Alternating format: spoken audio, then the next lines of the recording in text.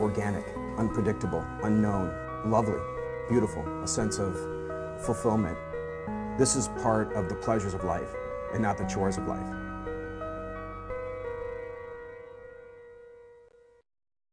Organic, unpredictable, unknown, lovely, beautiful, a sense of fulfillment.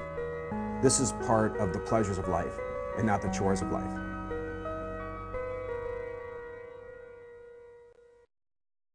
Coming up tonight on Daily Iowan TV.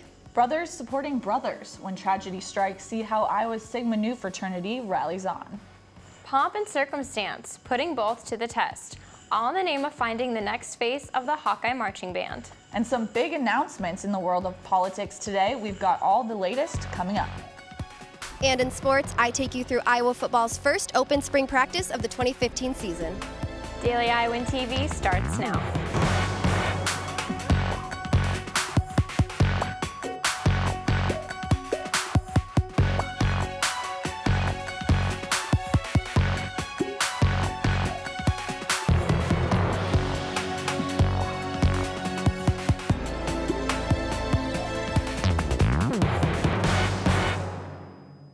Good evening and thanks for joining us. I'm Megan Horhan. And I'm Katie Sextro.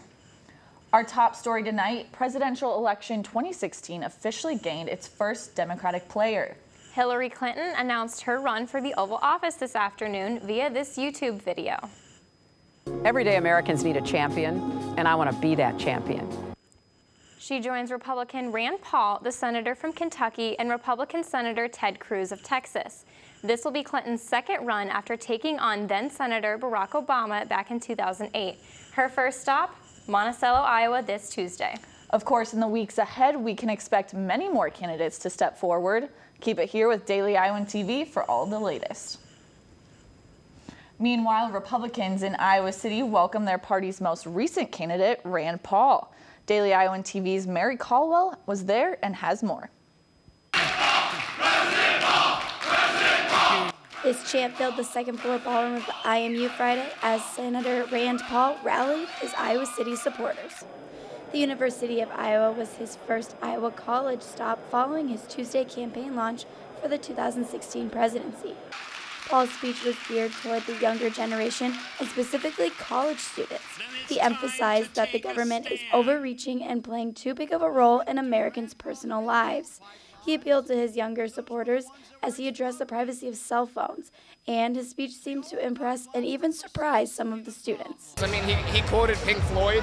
It was great. So, you know, I think he has a lot to say, and I think that he can relate well to students my age. Join me today as I announce, with God's help, with the help of liberty lovers everywhere, that I am putting myself forward as a candidate to be President of the United States of America. Reporting from the IMU, this is Mary Caldwell for Daily Iowan TV. Shifting to student government, we now know who will lead UI's student body for the next year, the Real Party, which stands for Responsible, Empowering, Accessible Leadership. Taking the presidential seat is Junior Liz Mills alongside Vice President Junior Morgan Britton. The party promised students they would lower president and vice president salaries by more than $1,000, reinvesting it all back into the student body. That's in addition to strides in campus safety, including further Canvas service and expanding night ride to include men. It's been a tough few months for the men of Sigma Nu. January brought a double hitter of heavy news. Two brothers were facing life-threatening medical conditions, one passing away last Sunday. Now Michelle Nago tells us how they've turned to rally for the families. Lots of sunshine, blue skies, and 70-degree weather made for the perfect backdrop for the Sigma Nu fraternity at the University of Iowa's annual kickball charity event. So I started planning it for the way we had normally done it in the past, but then when all this news came out, I just kind of adjusted things. This year's Kickin' It for a Cure was unlike any other philanthropy the Sigma Nu brothers had planned before. This time, they were kicking it for two of their own. 20-year-old Andrew Mogny, who passed away last Sunday after suffering a mysterious 40-foot fall while studying abroad in Rome, and 19-year-old Roderick Jackson, who is currently battling stage 3 brain cancer. It's just like, wow, brain cancer, huh? Well, that's something. Sporting their Team Magni and Team Roderick jerseys, the brothers knew their proceeds would be going to a meaningful cause. It's going to be split in between Roderick's family and Magni's family. And the Sigma Nu, the fraternity, those guys really, I got to give it to them, they really stepped up, you know, they're supportive, they're there for them, they come and see them, they talk to them. I know it's awesome. I can really feel all the love and support that they're showing me. This year's event drew in close to 600 students, which is about 3 times the amount of participation seen in previous years. Reporting from the Lower City Park, Michelle Nago, Daily Iowan TV. Pretty cool to see everyone coming together there. Yeah. All right, well, still ahead on Daily Iowan TV. You won't believe what our own Katie Sextro can do. It's not that great. But cheating in the Game of Thrones, the privacy problem HBO's hit show is facing. But first, Sue-Wen Wong has a look at your forecast for the week ahead. Sue-Wen? Well, guys, after a cloudy, rainy day like today, we can expect to see a windy week ahead. On Monday, we'll start the morning off at about 50 degrees with overcast skies. Those clouds are going to stick around as we head into afternoon, but the temp goes up a little bit, expect a high of 65 degrees. Then tomorrow night, we'll drop down to lower 50s again. Take a look at the rest of the week. Wednesday, we may see some afternoon rain with a high of 60s. Then partly cloudy Thursday and Friday with a high around 70 both days. On Saturday, those gloomy clouds will break, with sunshine coming back and another high of 70s. Now, as the weather is getting warmer, many are heading outside to walk. But this year's annual Walk It Out event had people of all cultures strutting inside. I was there for it all. Check it out. Walk It Out is a student organization on campus that brings various cultures together. Established in 2008, the 6th Walk It Out showcases cultures through a multicultural fashion show. It's a backstage of Walk It Out multicultural fashion show. They have 7 different culture groups from around the world. Let's check it out. They have cultural groups from South Asia, East Asia, Middle Eastern, LGBTQ, and so on. 350 people who attended last year. We sold this theater out at about 700 people. We had to extend ticket deadlines or ticket cutoffs because people wanted to come here. And so because people wanted to be here so bad, we're like, we want to give them fun. We want to give them energy. And that's what it's been all about. And that's the biggest difference, is just the energy and making sure that everyone feels like they're part of the show. Walk It Out has been prepared for this event for the whole year and present around 60 countries during the show. Sue-Wen Wong, Daily Iowan TV. The auditions for the Hawkeye Marching Band's new drum major were held last Friday, and I was there to witness it all. Check it out. This room went from quiet and tense to loud and exuberant. At the end of the day, the Hawkeye Marching Band would have a new drum major. 6 competitors, 6-part audition, facing off for control of the coveted mace. There was part 1, giving commands. Part 2, marching fundamentals. Part 3, run-on in the infamous backbend. Part 4, conducting. Part 5, a choreographed routine. And finally, an interview with the panel of judges. There were triumphs, there were failures. And through it all, watching on and showing their support were Hawkeye Marching Band members of all years.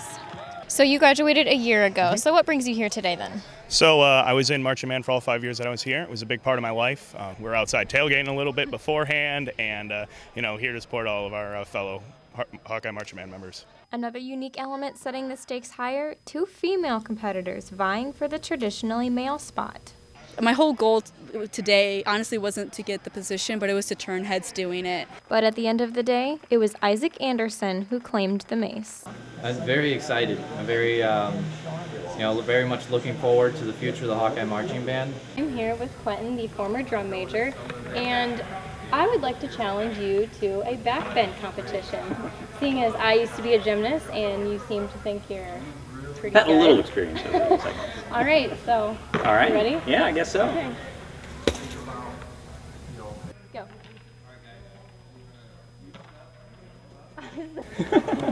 Yay! Very good. Katie, that was so cool. I had no idea. I mean, I was in gymnastics all 12 years before college, but You know, fun fact, there actually was one female drum major back in the 1930s, but it's been all males ever since. Well, I heard actually that after seeing that back bend, the band director wanted you to try out. I mean, he did ask, but I don't think that'll be in my future. But I did almost feel like a sports reporter digging into that one. It was intense. But of course, we leave all the action in the Hawkeye Athletics to our daily Iowan sports team. Taylor Brooks and Nicole Ray are in the sports studio tonight with all of the weekend's must-see scores and recaps. I do not think I want to challenge Katie to a backbend competition because she'd definitely win. Yeah, me either. Maybe Katie should try out for the gymnastics team instead with those moves. Speaking of gymnastics, with the Iowa women's team ending their season last weekend, it was the men's turn at the NCAA tournament this weekend. The Hawkeyes were able to tumble to a 6th place finish in the team finals on Friday, April 10th in Norman, Oklahoma. The high bar was Iowa's first event where they set a new season high score of 72.200. Things seemed to stay steady for the Hawks when they went on to the floor exercise, where they set another season high score of 73.800. This momentum was not enough for the team as they continued on to their last 4 events, but for one Iowa junior, he got a second stab at the tournament in the individual event finals. Jack Boyle was the lone Hawkeye that qualified to compete in Saturday night's event finals, where he competed in high bar. Boyle finished 6th overall with a score of 14.850, and to top that performance off, he was also granted All-American honors as well. With another Hawkeye sport ending for this 2014-2015 school year, one sport is already suiting up for next year. Iowa football is back in action as fans and media were able to have front row seats to what head coach Kirk Ferentz and his squad are up to in this offseason. We will send it back over to Laura Belanda, who was at Valley Stadium Saturday.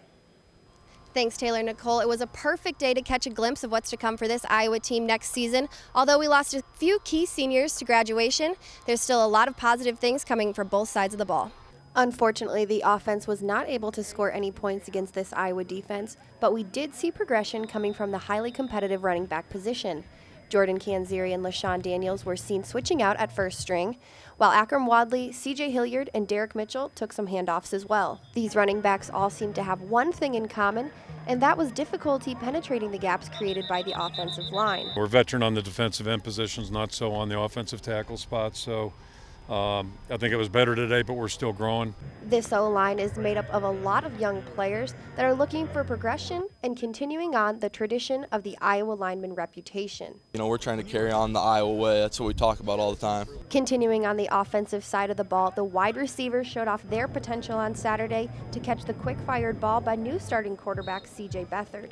Tavon Smith, Matt Vandenberg, Riley McCarron, and Jake Hillier were among the standouts, showcasing their ability to step in for Cavante Martin-Manley and stretch the field in order to create big plays next fall. Switching now to the defense, position competition was evident particularly among the linebackers. Bo Bauer and Josie Jewell displayed the pass and run protection that this Hawkeye defense needs. I think that the guys stepping in are doing really, really good. I think they know what they're doing. They've been here for a while and they're doing really well. Defensive backs Maurice Fleming, Jordan Lomax, Desmond King, and Greg Mabin could arguably create the greatest downfield pass protection this Hawkeye football team has seen in a while. The Hawkeyes will hold their second open spring practice on September 25th in Kinnick Stadium, keeping the competitive drive alive and looking forward into summer practices and fall camp. This is Laura Belanda reporting in Valley Stadium in Des Moines, Iowa. I'll send it to you guys back in the studio. I'm definitely excited for this upcoming season. There'll be a lot of faces we won't see, but I think some people can definitely step it up. Definitely. I think all Hawkeye fans are really excited. Exactly. Tomorrow, I'll be digging a little deeper into 2 crucial offensive positions that could possibly make or break this Iowa football team. Another Iowa team that was enjoying the beautiful weather in Des Moines this past weekend was the track and field team. Iowa was able to produce 5 gold medals at the 39th annual Jim Duncan Invitational at Drake University on Saturday. Junior James Harrington started the trend when he won and broke a new meet record in the 200-meter dash. Following his tracks was sophomore Vinny Saucer Jr., who took home the gold in the 100-meter dash. Switching to distance, junior Will Tebble and sophomore Katharina Tross both finished first in the 800-meter run for the men's and the women's. To top off the 5 gold medals Iowa captured, freshman Kayla Hochholter took the title in women's javelin. The team travels to the West April 17th and 18th to Walnut, California for the Mount Sac Relays. That does it here for us in the Daily Iowan TV Sports Studio, but meet us right back here for Monday's Sports Show. Katie, Megan, back to you. Well, that will do it for tonight on Daily Iowan TV. Tune in tomorrow for more of the Iowa City's latest news and find us anytime on YouTube. Just search Daily Iowan TV. I'm Megan Horhan. And I'm Katie Sextro. Have a great night.